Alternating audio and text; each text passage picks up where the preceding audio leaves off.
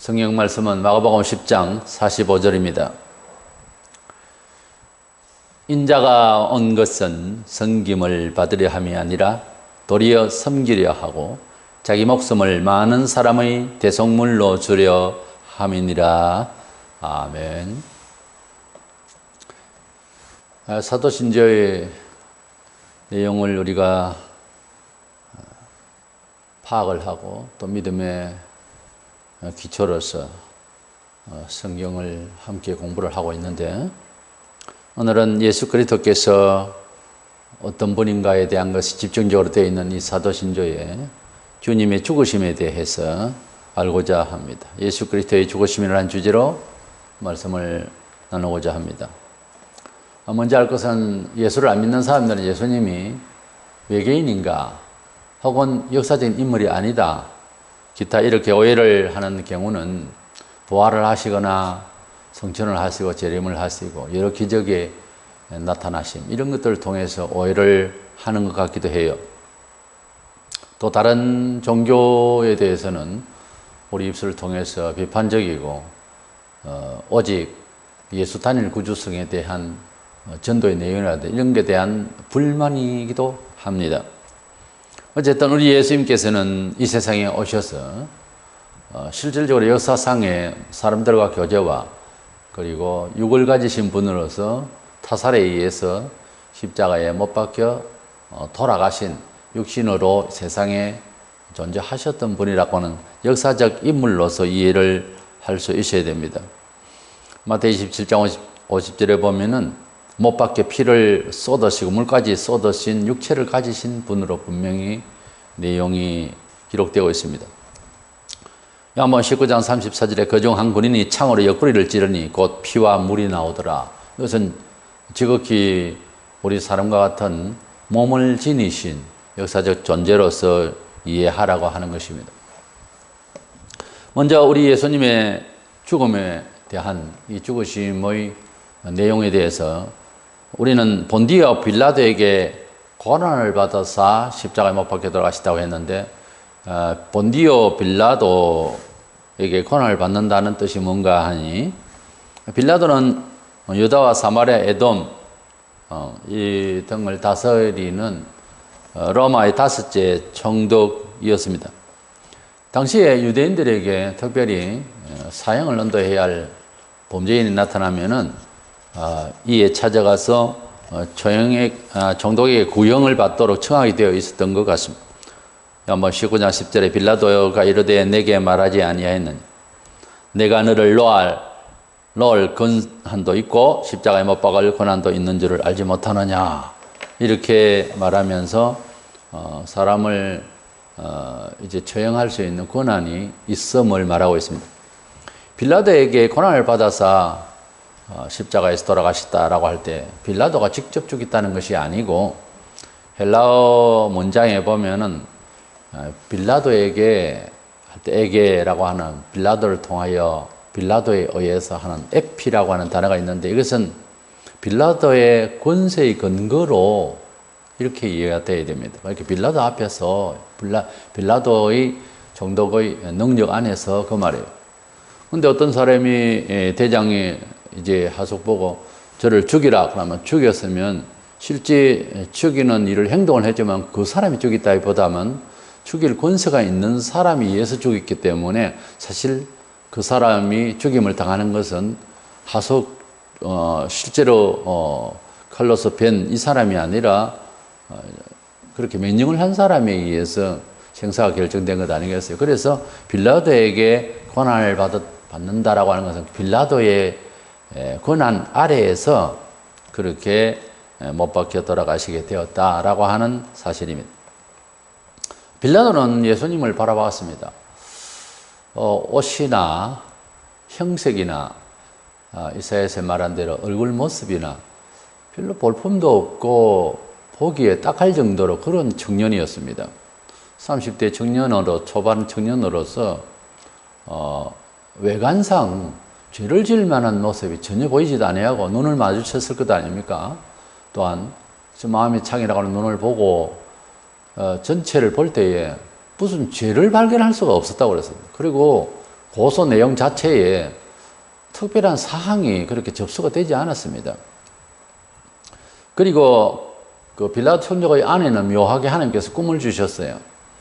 그 예수님을 이제 위해하면 안 된다고 하는 그런 계시의 꿈을 줘서 빌라도 총독의 아내가 놀래가지고서 남편에게 말렸습니다. 저 사람 죽이면 안 된다고. 그런데 백성들이 들고 일어나고 난리를 치니까 자기의 권자에 대한 불안을 느낍니다. 정치하는 사람은 그래서 자기 양심대로 이 정치를 잘 못하는 게 이제 명점인데, 그는 그 권자에서 자기 말대로 사람을 죽이고 살리고 할 수 있다고 하는 이런 권자에서 양심대로 판결을 하지 아니하고 예수를 죽는 데 내어버리는 이런 엄청난 실수를 해버렸어요.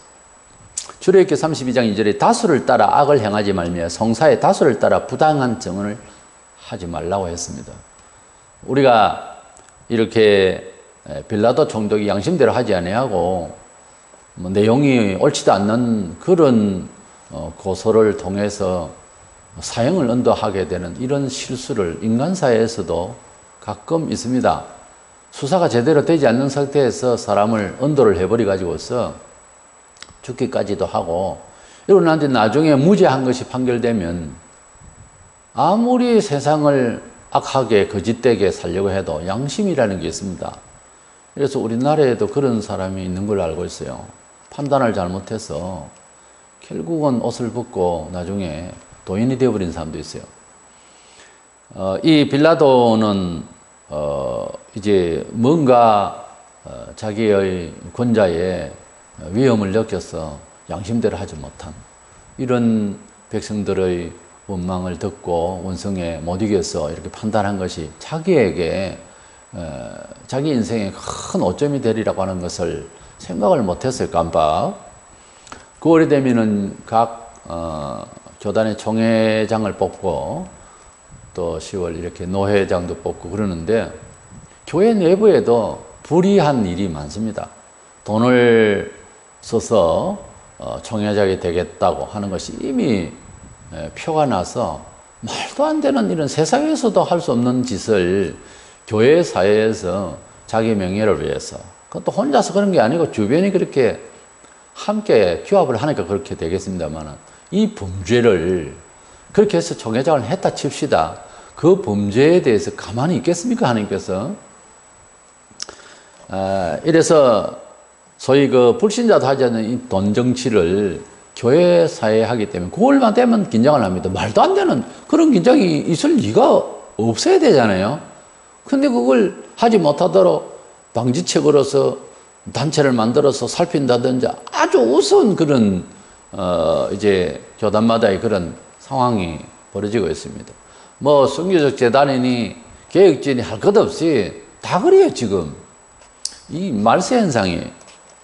이래서 우리 예수께서는 이 빌라도의 정치 세력에 이제 얹혀서 사람들이 고소를 해서 이 사람의 양심대로 하지 못한 이러한 언도 때문에 살고 죽고 하는 게 자기 권세라고 한 말처럼 큰 실수를 해버렸어요. 아니 이것은 죽음을 자처하는 그런 실수를 해버린 거죠.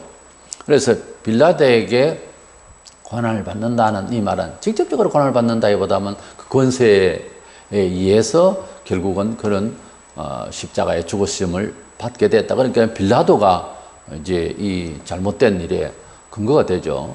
그래서 우리가 사도신조에서 그것을 고백을 합니다.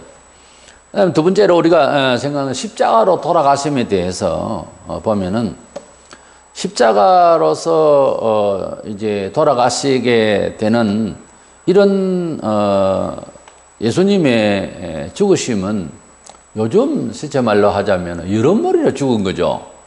예수님께서 십자가에 죽으실 만큼의 극악무도한 그런 범죄인이라고 하는 사실을 우리 안 믿는 사람이라도 이 성경을 살펴보면 그런 내용이 없어요.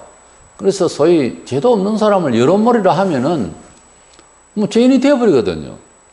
예수님이 지금 말하자면 여론머리로 죽으신 거예요. 도저히 납득이 안 가는 그런 언도를 받으시게 된 거예요. 그러면 우리가 신앙적으로 이해하기 나를 위하여서 돌아가셨다 하는 결과론적인 나의 신앙 고백적인 예수님의 죽으심에 대한 이해 이전에 사회적인 측면에서 돌아가신 사정을 옳도당도 않는 일이지만은 한번 살펴보면 첫째로 유대인들이 고소를 하게 된 이유가 그들이 종교심이 타락을 해가지고 영혼이 어두워서 예수께서 하신 말씀이나 하신 행동들은 전부 다 사회학적인 입장에서는 잘못이 없어요. 빌라도가 본 것처럼 잘못이 없다 이거죠. 잘못을 저지르려고 하는 사람을 딱 쳐다보면은 쳐다봐도 거진 표가 나잖아요. 사람이 살기등등하고 죄를 짓고 있는 사람 표가 나요 벌써. 그런데 우리 예수님께서는 십자가를 지실 만큼 그런 죄인이 아닌데 예수님이 이 고소되어진 이 유대인들의 상황에서 원인을 찾아보면 유대인들의 심령에 종교적이고 그래서 메시아고 하는 입장의 전제를 가지고 있었으면 예수를 고발하지 않았습니다. 이 종교심이 타락하니까 잘못된 것 같거든요. 지금도 마찬가지입니다. 신앙심이 떨어지면 신앙적으로 탈락하는 사람을 이상하게 보는 거예요. 그리고 다툽니다. 대적을 하고. 꼭 같은 일이에요. 유대인이 예수를 왜 고소하고 그리고 법 없는 사람이 그렇게 죽도록 내버려 뒀느냐. 첫째 이유가 영혼이 타락을 하고 영혼의 눈이 어두워서 이렇게 저질렀다는 거예요. 남의 마음을 아프게 하고 남을 해롭게 하는 우리 신자의 생활이 있다면 그것은 인격하고 좀 다릅니다. 신앙심이 사그라들거나 영적으로 문제가 본인이 있어서 그런 작용이 사탄이 이렇게 쓰임을 받아서 사람들을 괴롭히고 사회에 무리를 일으키게 되는 이런 죄를 짓는 거예요. 가령 우리 예수님께서 네 죄를 사하노라 그리고 죄를 사하는 권세가 있다고 이렇게 말씀을 하셨어요. 예수님이 메시아시고 전지전능하신 성자 하나님이시고 이것을 이해하겠다라고 종교적으로 관망을 했으면은 한번 재고를 할 수 있었단 말이에요.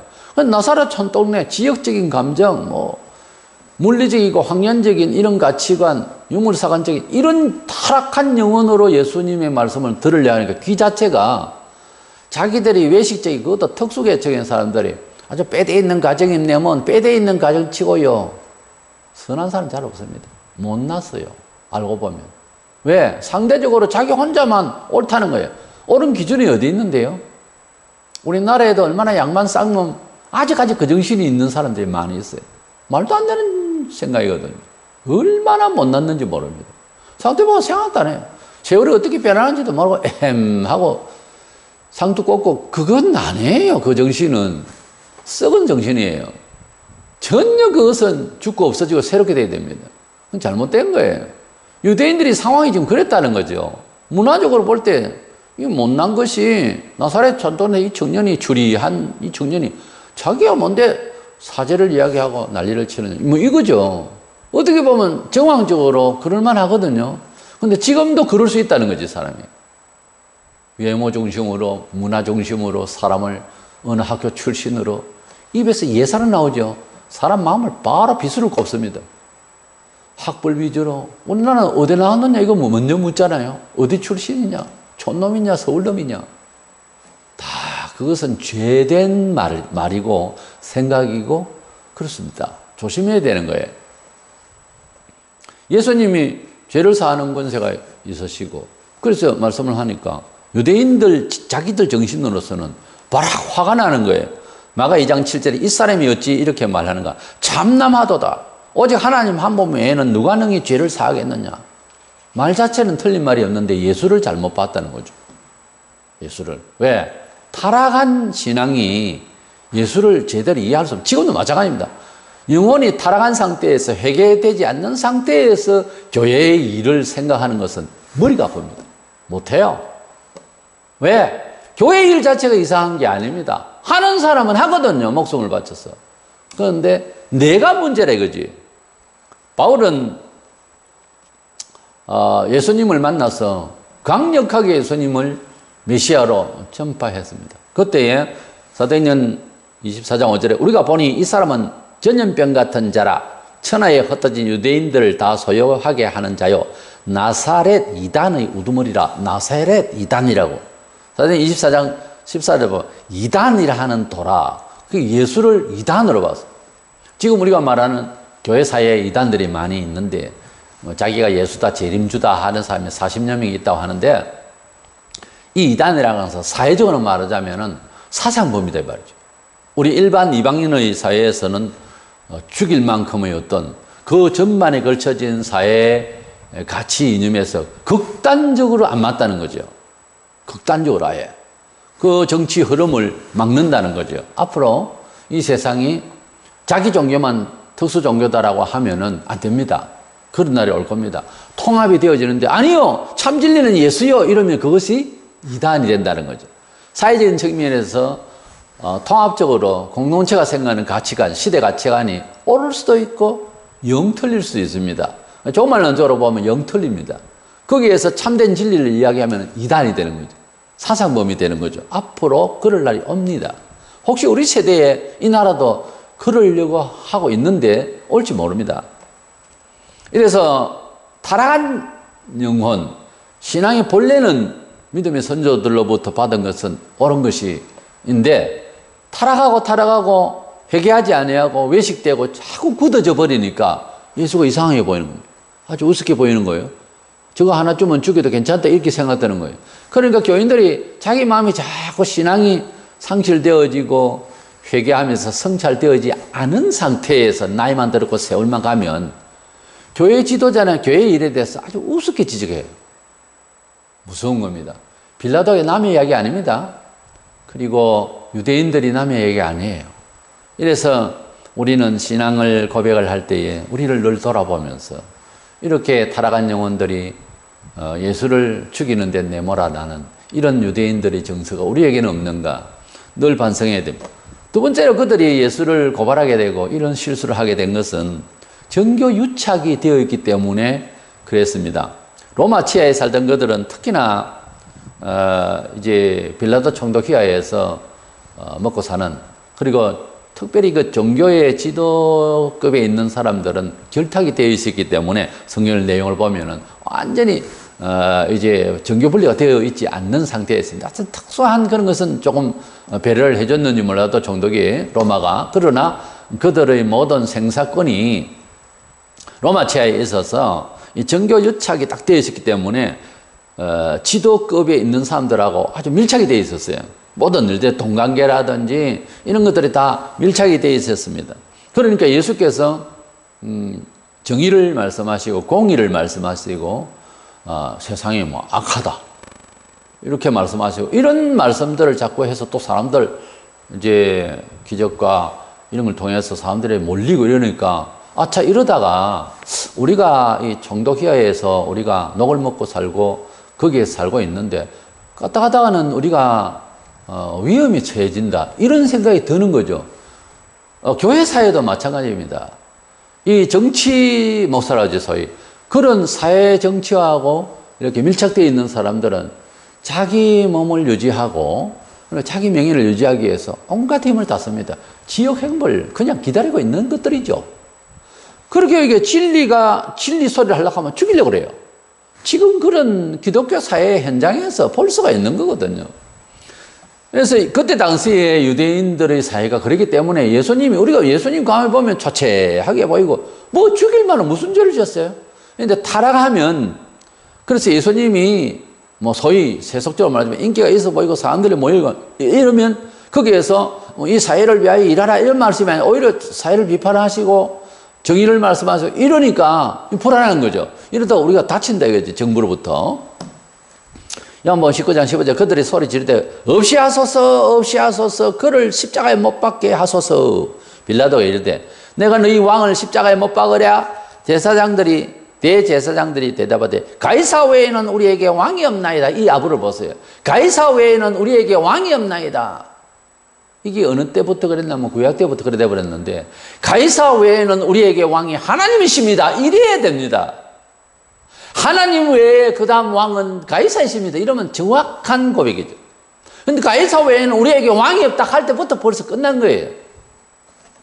구약시대 때 하나님이 왕이시고 이스라엘 민족은 그 많은 백성이 200만이 넘는 사람들이 지도체제에 왕은 없었어요. 선지자나 제사장이 직통 계시를 소위 받아서 이끌고 그렇게 살고 있었거든요. 유목민으로서. 그럼 가나안에 가서도 그런데 타락할 때부터 시작해서 살살 생각이 세속적 권세와 그런 왕의 체제 조직을 원했던 거예요. 그 하나님께서 그렇게 백성을 이끌려고 하는 거예요. 지금도 그렇게 안 했으면 이스라엘 나라는 하나님이 계시로 지도자를 의해서 계속 살았을 거예요.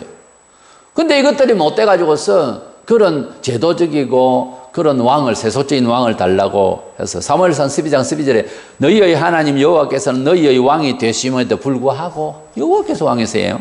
너희가 내게 이르기를 아니라 우리를 다스릴 왕이 있어야 하겠다 하였도다. 다스릴? 누가 다스리는데? 누가 다스리는데? 신앙 백성을 누가 다스리는데요? 세상에 명예가 있고 돈 있는 사람이 다스립니까?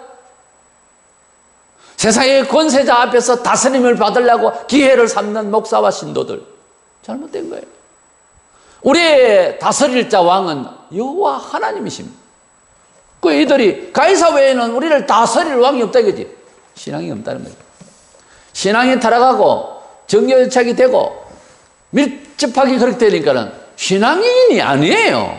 완전히 껍데기인 거예요. 완전히 불신자예요, 정신이. 그래서 종교는 하나의 문화로 그냥 정착한 거예요.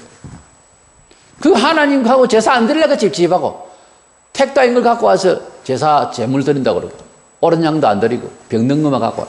그렇게 완전히 그런 상태에서 무슨 하나님께서 그들과 함께 합니까? 죽일 날만 기다리지. 그리고 십자가의 죽으심을 보면 정상적인 판례로서 판결이 된 게 아닙니다. 예수님의 사형 집행은 완전 불법이었어요. 사도행전 2장 23절에 그가 하나님께서 정하신 뜻과 미리 아신 대로 내어준 바 되었거늘 너희가 법 없는 자들이 손을 빌어 못 박아 죽였어요.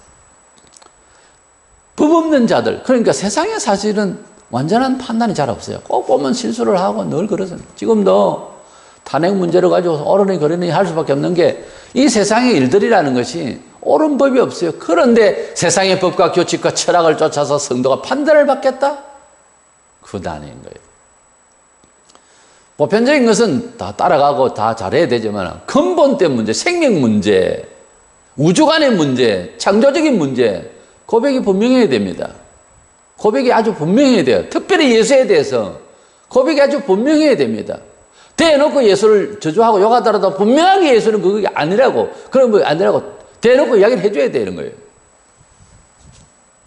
그리고 마지막으로 우리 예수님의 죽으심에 대한 것을 좀 더 우리 신앙적인 입장에서 이제 결론적으로 생각을 하자면 우리 예수님의 죽으심은 소위 사고사가 아닙니다. 예수님은 세상에서 그런저런 이유로 사고로 당했다라고 결론을 지을 수는 없어요. 이것은 이 사건에 대해서는 하나님의 뜻이 있었다.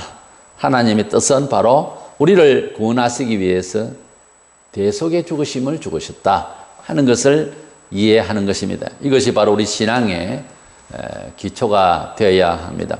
구약에는 여러 직접적인 내용이 있습니다만은 약 470번 이상 구절들이 예수님에 대한 예언이 있습니다만은 그 중에서 목표가 우리 죄를 위하여 십자가에 돌아가서 희생 제물로 오실 것에 대한 내용들이 가득합니다. 이사야 53장 4절로 6절에 보면 그는 실로 우리의 질고를 지고 우리의 슬픔을 당하였거늘 우리는 생각하기를 그는 징벌을 받아 하나님께 맞으며 고난을 당한다 하였노라.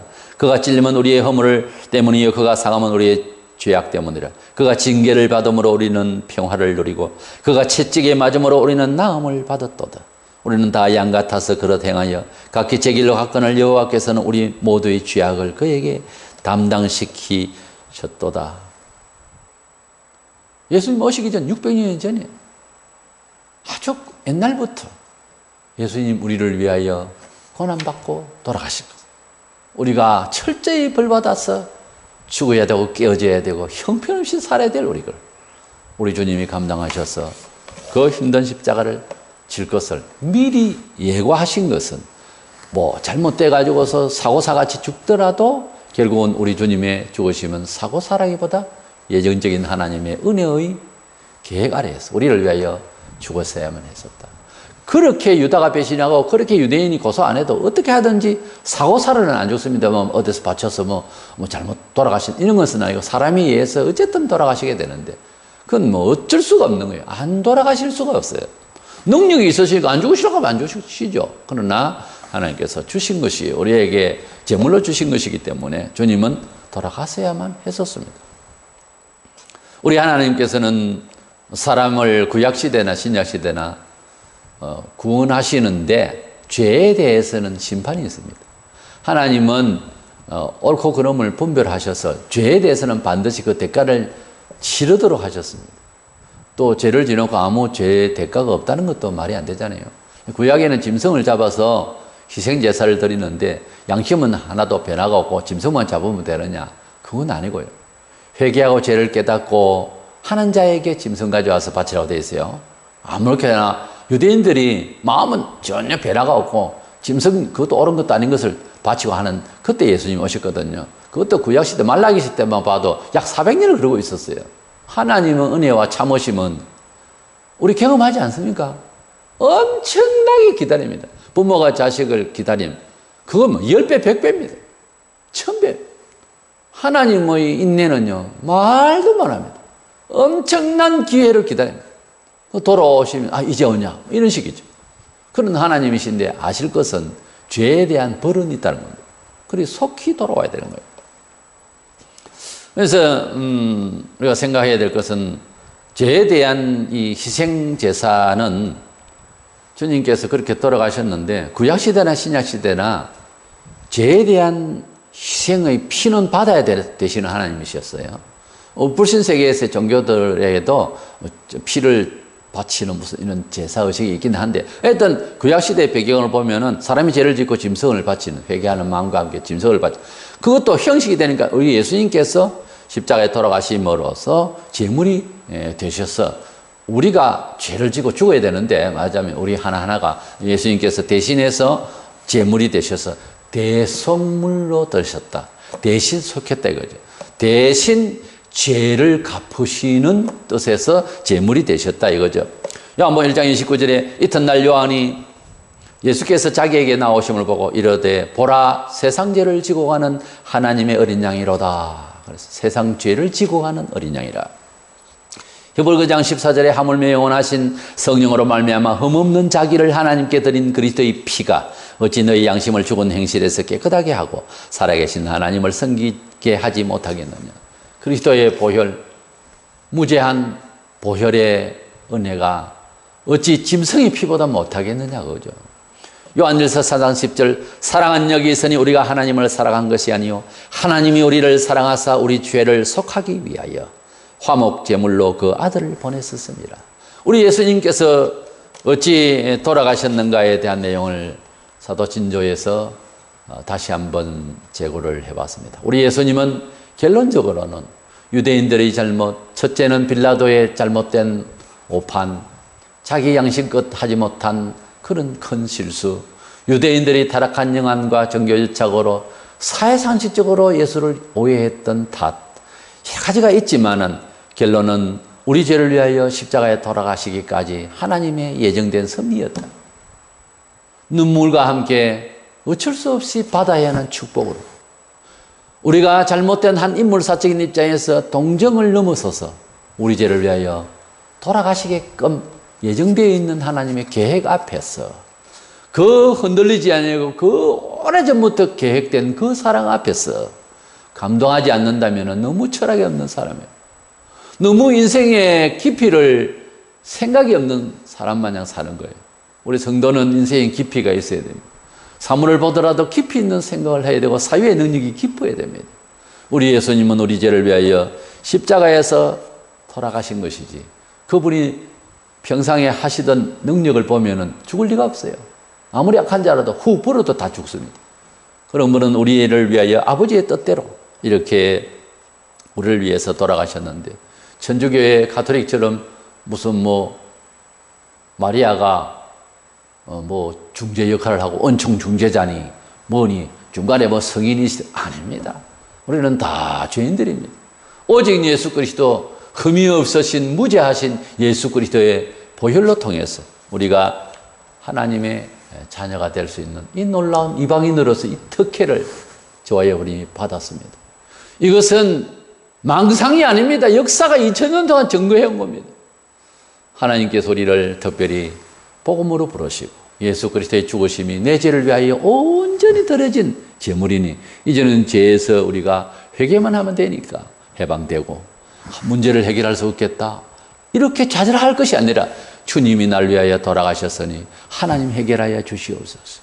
눈물로 회개하고 다시 회복할 수 있고 또 회복할 수 있고 이런 회복의 축복을 계속 이어나가는 저와 여러분 되시기를 축원합니다.